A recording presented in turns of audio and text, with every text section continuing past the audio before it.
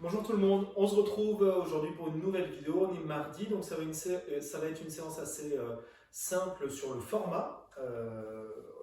Donc vous allez faire un échauffement, une partie Metcon et un petit finisher. Donc vous allez voir, il y a assez peu d'exercices pour une fois, c'est pas plus mal. Alors on démarre, on vient faire 3 tours où vous avez les side kicks. Donc les side kicks, vous allez vous mettre en position de planche, bras tendus. Et le principe, c'est de venir vous décaler et de passer la jambe droite du côté gauche et inversement. D'accord? Je me décale un petit peu, pied droit à gauche, pied gauche à droite, etc. Donc le but, c'est de venir serrer les abdos et d'envoyer au maximum le pied de l'autre côté. Vous devez quand même garder votre posture à peu près. Vous ne devez pas vous retrouver comme ça. Okay? Donc on doit rester avec la tête face au sol. Et vous allez sur les côtés. Donc c'est histoire de mettre des petites rotations en position de planche. Une fois que c'est fait, vous avez les fentes.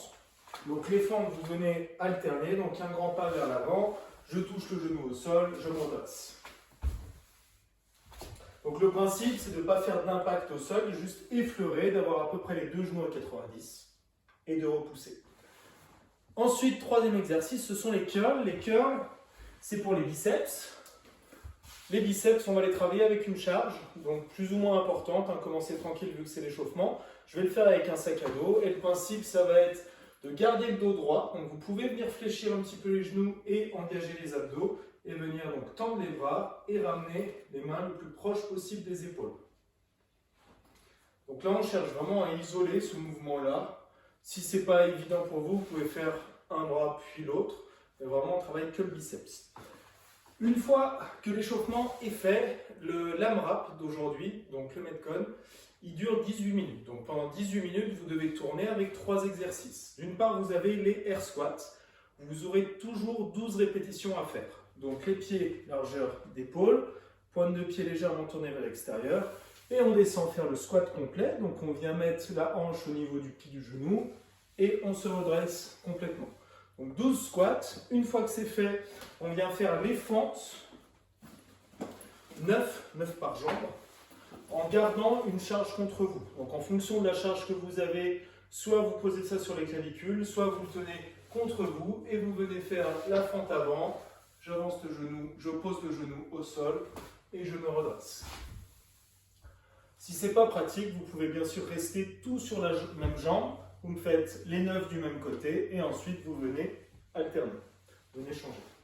Donc 9 par jambe et une fois que c'est fait, vous avez les tirages, 6 tirages à faire par bras également. Donc là en fonction de la charge, soit vous faites les 2 bras en même temps, par exemple en venant tenir une charge et vous venez la ramener contre vous. Donc là le principe du rowing, c'est de venir vous incliner pour avoir le dos droit, vous venez fléchir un petit peu les jambes.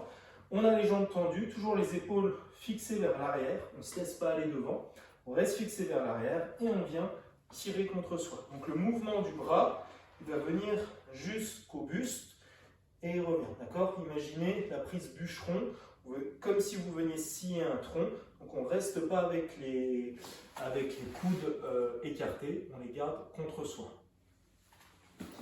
Donc 6 répétitions par côté et ensuite vous tournez comme ça pendant les 18 minutes. Donc c'est relativement long, vous allez voir comme séance quand même, les 18 minutes, c'est vite fatigant, c'est le but. Et le finisher, c'est la chaise, donc vous allez devoir rester le plus longtemps possible en chaise. Donc je vous rappelle, la chaise, vous êtes en largeur de squat à 90, vous posez les épaules contre le mur et vous ne vous tenez pas avec les mains. Et on doit tenir cette position, en essayant si possible de pousser sur les talons et pas sur les pointes de pied. Si possible, faites-le juste après. Prenez pas, vous allez peut-être prendre 1 minute ou 2 de repos, mais prenez pas 5 minutes, vous ne devez pas être froid quand vous partez sur le finisher. Le but c'est, après les squats que vous avez fait là pendant 18 minutes, d'enchaîner tout de suite là-dessus, ça sera plus intéressant. Je vous dis bon courage et à demain.